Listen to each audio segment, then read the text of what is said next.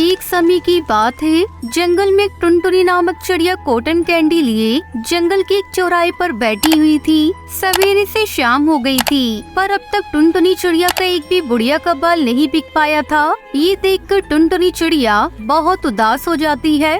सवेरे से शाम हो गई, पर अब तक एक भी कॉटन कैंडी नहीं बिक पाया। अब मैं कालू सेठ को उसके उधार पैसे कैसे दे पाऊंगी? वो तो जरा भी इंतजार नहीं करेगा। तभी उसी राह से कालू कौवा अपने घर की ओर जा रहा था। कालू कौवा जब टुनटुनी चिड़िया को देखता है तो वो टुनटुनी चिड़िया के पास आता है। तुझे याद है ना, आज रात तुम्हें मेरे पैसे देने हैं, जो तेरा पति मरने से पहले लिया था। अरे मालिक, अब तक एक भी बुढ़िया का बाल नहीं बिक पाया है। जैसे ही ये बुढ़िया के बाल बिक जाएंगे, मैं आपकी पाई पाई चुका दूंगी। ए चिड़िया, 5 दिन से तुम्हारी यही बातें सुन रहा हूँ। अब मुझे कुछ और नहीं समझ रहा। आज रात मेरे सारे पैसे मुझे मिल जाने चाहिए, वरना मैं तुम्हारी 5 बेटियों को अपने घोंसले की नौकरानियाँ बना दूंगा। नौकरानियाँ। ये कहकर कालू कौवा वहाँ से चला जाता है। इधर टुनटुनी चिड़िया बहुत परेशान हो जाती है। ये कालू कौवा तो आज बहुत गुस्से में था। लगता है आज ही पैसे लेकर ही रहेगा। अब मैं क्या करूं? मेरा तो एक भी बुढ़िया का बाल नहीं बिक पाया। रात को कालू कौवा आएगा, मैं उसे कहां से पैसे ला कर दूंगी? टुनटुनी चिड़िया यही बात से बहुत परेशान उदास होकर अपने सारे कॉटन कैंडी लेकर अपने घोंसले में आती है, जहाँ उसकी 5 बेटियाँ रानी, पिंकी, टूनी, लाडो, रानो अपनी माँ का इंतजार कर रही थी। अरे माँ, आप आ गए। अरे ये क्या माँ, आज भी कॉटन कैंडी नहीं बिक पाए? नहीं बिटिया, आज भी कोई कैंडी नहीं बिक पाई। माँ, जब वो कालू कौवा पैसे मांगने आएगा तो हम क्या करेंगे माँ? आज तो पैसे लिए बगैर कालू कौवा यहाँ से नहीं जाएगा। अब मैं कालू कौवे को कहाँ से उसके पैसे ला कर दूंगी? वो तो मुझे इस बार नहीं छोड़ेगा।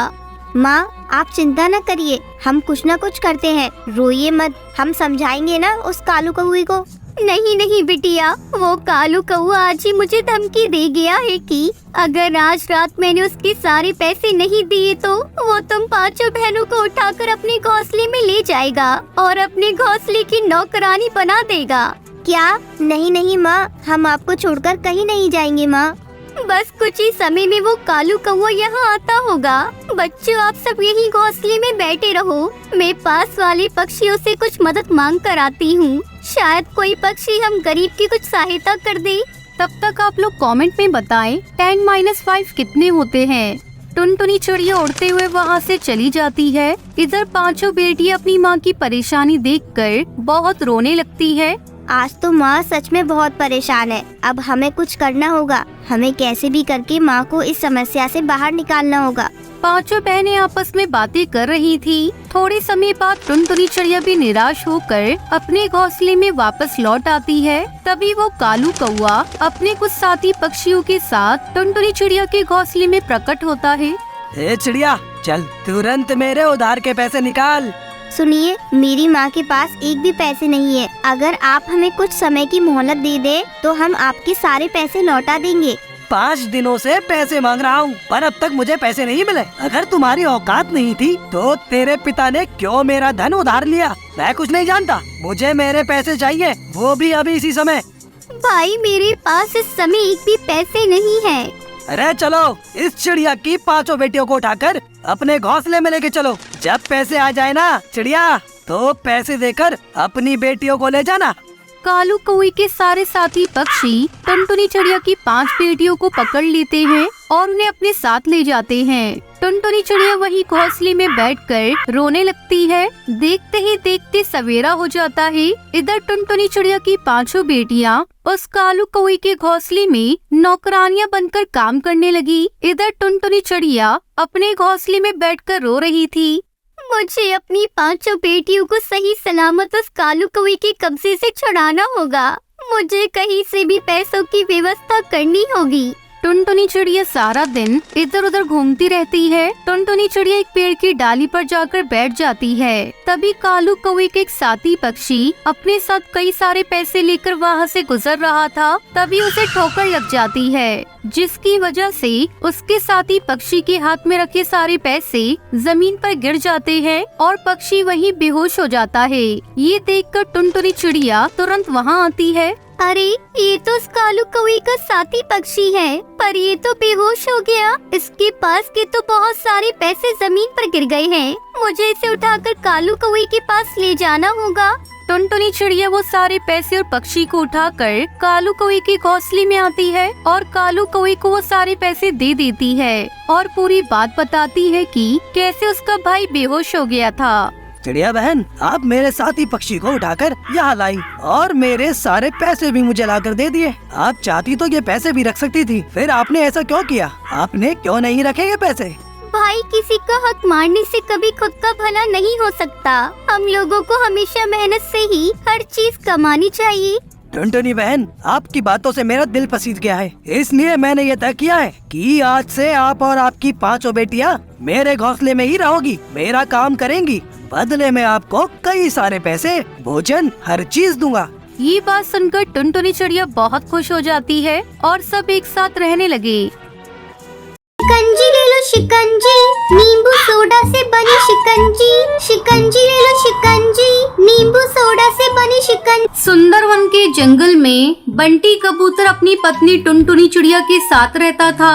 उसकी एक बेटी थी जिसका नाम लूसी कबूतरी था। बंटी कबूतर एक किसान था। एक बार गांव के जंगल में बहुत बड़ा सूखा पड़ गया था, जिससे बंटी कबूतर के खेत में कोई भी अनाज की फसल नहीं आई थी। दोनों पति पत्नी मजदूरी करके अपना पेट पाल रहे थे। सूखा पड़ जाने के कारण जंगल में अब उन्हें कोई भी काम नहीं मिल रहा था। एक दिन थका हारा बंटी कबूतर घर लौटता है। तब टुनटुनी चिड़िया उससे पूछती है, क्यों जी, आज भी आपको कोई काम नहीं मिला? नहीं टुनटुनी चिड़िया, बहुत कोशिश की लेकिन कोई काम नहीं मिला। समझ नहीं आ रहा है ऐसे कितने दिन तक चलेगा। ठीक है जी, आप आराम करो, मैं आपके लिए नींबू की शिकंजी बना कर लाती हूँ। टुनटुनी चिड़िया शिकंजी बनाकर बंटी कबूतर को देती है। ये लो जी, नींबू की शिकंजी। अब घर में थोड़े से ही नींबू बचे हैं, अगर कोई काम नहीं मिला तो भूखे मरने की नौबत आ जाएगी। बंटी कबूतर नींबू की शिकंजी पीने लगता है। सुनते हो जी, मैं क्या कहती हूँ, क्यों ना हम लोग शहर के जंगल चले, वहीं कोई काम धंधा करेंगे। अब गांव के जंगल में कुछ भी नहीं रखा। तुम्हें याद है ना, मेरी सुंदरी मौसी नदी के पार शहर वाले जंगल में रहती है। चलो हम लोग उन्हीं के पास चलते हैं। शहर के जंगल चलकर कोई काम धंधा ढूंढ लेंगे। अब तो अपनी बेटी लूसी कबूतरी भी बड़ी हो रही है, उसके लिए भी तो कुछ सोचना है। ऐसा सोचकर दोनों पति पत्नी अगले दिन शहर के जंगल जाते हैं। अचानक उनकी मौसी टुनटुनी चिड़िया को देखकर कहती है, अरे टुनटुनी बिटिया, यहाँ अचानक आना कैसे हुआ? गांव के जंगल में सब ठीक है ना? क्या बताऊं मौसी, गांव के जंगल में इस बार ऐसा सूखा पड़ा है कि सारा खेत ही सूख गया है। कोई भी अनाज नहीं उग रहा है। वहाँ हम लोग भूखे मर रहे थे, इसलिए यहाँ आए हैं। आपका भरोसा था, अब आप ही हमें कोई काम धंधा दिला दीजिए, आपकी बड़ी मेहरबानी होगी। अच्छा किया बिटिया, जो अपने परिवार के साथ यहाँ आ गई। अब तुझे चिंता करने की कोई जरूरत नहीं। अच्छा बिटिया, ये बता तू गांव के जंगल से मेरे लिए क्या लेकर आई है? मौसी, मैं कुछ नींबू लेकर आई हूँ। यही घर में थोड़े बहुत बचे थे। ऐसा करती हूँ मौसी, मैं सबके लिए नींबू की शिकंजी बना देती हूँ। गर्मी बहुत है, सभी एक एक गिलास पी लेंगे। हाँ हाँ बेटी, जल्दी बना, नींबू की शिकंजी पिए बहुत दिन हो गए। टुनटुनी चिड़िया शिकंजी बनाने लगती है। तभी सुंदरी कौवे की पड़ोसन बबली कबूतरी उसके घर आती है। अरे सुंदरी बहन, ये तुम्हारे यहाँ कौन आया है? बबली बहन, ये मेरी भांजी है। गांव के जंगल से शहर के जंगल आई है और अब यहीं काम धंधा करेगी। तभी टुनटुनी चिड़िया सभी को शिकंजी देती है। नींबू की शिकंजी पीकर बबली कबूतरी कहती है, अरे वाह, ये शिकंजी तो बहुत ही स्वादिष्ट है। किस चीज से बनी है? बबली बहन, ये नींबू और सोडे की शिकंजी है। शहर के जंगल में तो कहीं भी ऐसी शिकंजी नहीं मिलती। बबली कबूतरी की बात सुनकर टुनटुनी चिड़िया की मौसी कहती है, तू ऐसा कर टुनटुनी बेटी, एक शिकंजी का ठेला लगा ले। यहाँ किसी को ऐसी शिकंजी बनानी नहीं आती। देखना, तेरे ठेले पर सुबह से ही भीड़ लगनी शुरू हो जाएगी।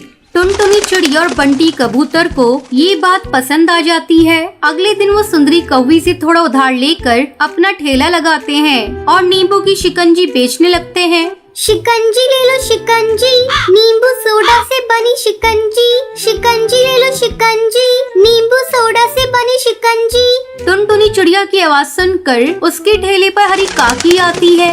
अरे बहन जी, मुझे एक गिलास शिकंजी तो देना, देखूं इसका स्वाद कैसा है। टुनटुनी चिड़िया उसे शिकंजी देती है। नींबू की शिकंजी पीने के बाद हरी काकी उस शिकंजी की बहुत तारीफ करती है। धीरे धीरे टुनटुनी चिड़िया के ठेले पर पक्षियों की भीड़ बढ़ने लगती है और जल्दी उसकी सारी शिकंजी बिक जाती है। कुछ ही दिनों में टुनटुनी चिड़िया की अच्छी कमाई होने लगती है। फिर वो अपनी बेटी लूसी कबूतरी का दाखिला एक अच्छे स्कूल में करवा देती है। इस तरह समय गुजरने लगता है। टुनटुनी चिड़िया और कश्मीर के जंगल में कालू कौवा अपनी पत्नी टुनटुनी और 2 बेटियों के साथ रहता था। कालू कौवा बहुत ही मेहनती था।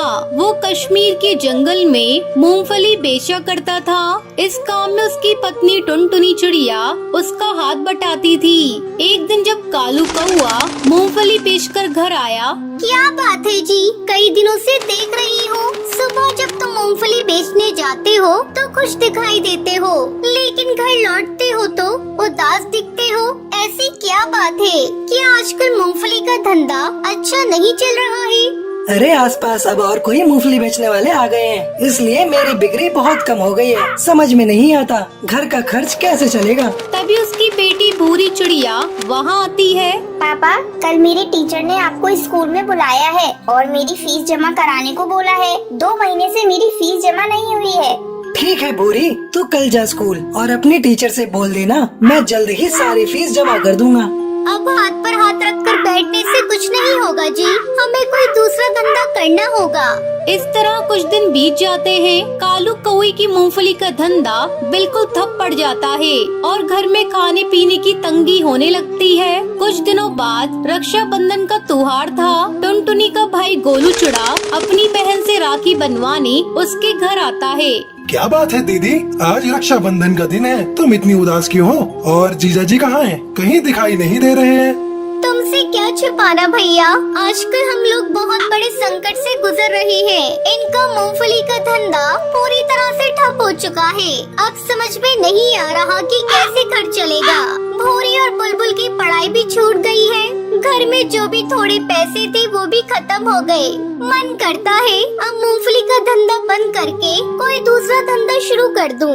ऐसा करो, तुम सब मेरे साथ शहर के जंगल चलो, वहाँ मैं तुम्हें अपना ठेला दे दूंगा। वैसे भी वो अब खाली पड़ा रहता है। अपने भाई के मुंह से ये सारी बातें सुनकर टुनटुनी चिड़िया की आंखों में आंसू आ जाते हैं। भैया, आज तुमने रक्षाबंधन के दिन बहुत बड़ा तोहफा दिया है मुझे। अरे कहाँ हो जी, यहाँ आओ। ये देखो, मेरा भाई गोलू आया है। टुनटुनी चिड़िया की आवाज सुनकर कालू कौवा वहाँ आता है। क्या बात है, इस तरह क्यों चिल्लाकर मुझे बुला रही हो? ऐसा लगता है जैसे तुम्हें कोई बहुत बड़ा खजाना मिल गया। हाँ, खजाना ही तो मिला है मुझे। मेरा भाई हम लोगों को शहर के जंगल ले जाने के लिए तैयार है। चलो अब चलकर वही मूंगफली का धंधा करना। अगर किस्मत ने साथ दिया तो शहर के जंगल में हमारा धंधा अच्छा चलेगा। फिर टुनटुनी चिड़िया अपने पूरे परिवार के साथ शहर आ जाती है। कालू कौवा शहर के जंगल में मूंगफली का ठेला लगाता है। मूंगफली ले लो, मूंगफली ताजी ताजी गर्मा गर्म मूंगफली, भुनी हुई मूंगफली ले लो। बाजार के बीचों बीच मूंगफली का ठेला होने के कारण सभी जंगल के पक्षी कालू कौवे की मूंगफली के ठेले पर आते हैं। मूंगफली वाले भैया, 1 प्लेट गर्मा गर्म मूंगफली देना तो। बस 2 मिनट मुझे दीजिए, मैं आपको अभी मूंगफली गर्म करके देता हूँ। अरे भाई, मेरे लिए गर्मा गर्म और नमक डाल के 1 प्लेट मूंगफली देना, देखूं तेरी मूंगफली में कश्मीर के जंगल वाला स्वाद है या नहीं। अरे भैया, आपको बिल्कुल कश्मीर के जंगल वाला ही स्वाद मिलेगा, पहले खा कर तो देखिए। आज कालू कौवे की अच्छी कमाई हुई थी। वो बहुत खुश था। एक दिन कालू कौवा अपनी मूंगफली का ठेला रेलवे स्टेशन के पास लगाता है। मूंगफली ले लो, मूंगफली ताजी ताजी गर्मा गर्म मूंगफली, भुनी हुई मूंगफली ले लो। वहाँ भी उसके ठेले पर मूंगफली खाने वाले पक्षियों की भीड़ लग जाती है। टुनटुनी चिड़िया की दोनों बेटियाँ अच्छे स्कूल में पढ़ने लगती हैं। अब उनके जीवन में कोई कमी नहीं थी। उनका पूरा परिवार खुशी खुशी अपनी जिंदगी बिताने लगता है।